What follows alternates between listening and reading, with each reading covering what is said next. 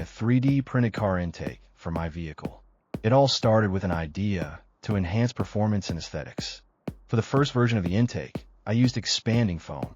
I shaped it manually to get a rough idea of the design and dimensions. This was a quick way to visualize the intake without the commitment of printing, as it wasn't an option at that time, because lack of experience.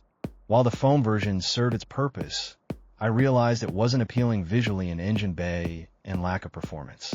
So, I decided to move on to a more technological option.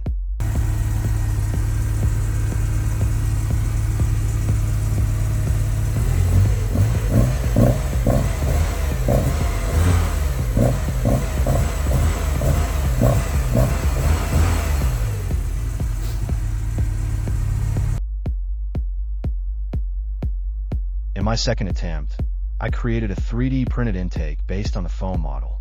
However, I didn't focus enough on the design. The result was lackluster and didn't fit well with my car, and performance-wise there was always more room to improve. Frustrated but determined, I went back to the drawing board. I visually studied about another car's designs of intakes and searched for information for right performance what I wanted. So, to trade off for maximum horsepower, I decided to choose down low performance, as this car won't be track racing, at least for now.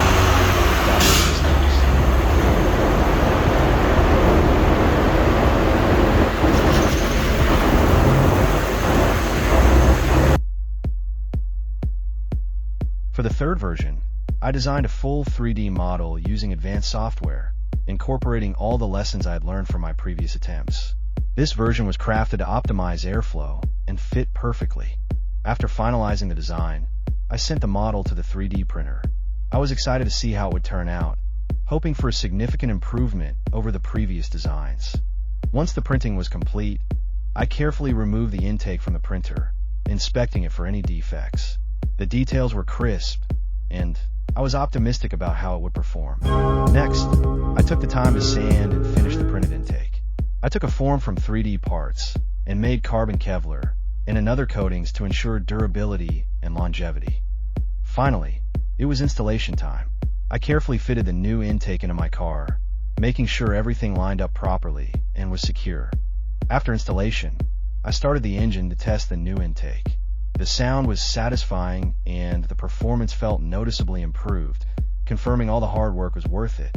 Now, just left the dyno tune it and confer performance gains. But from driving experience, it was big improvement compared to before.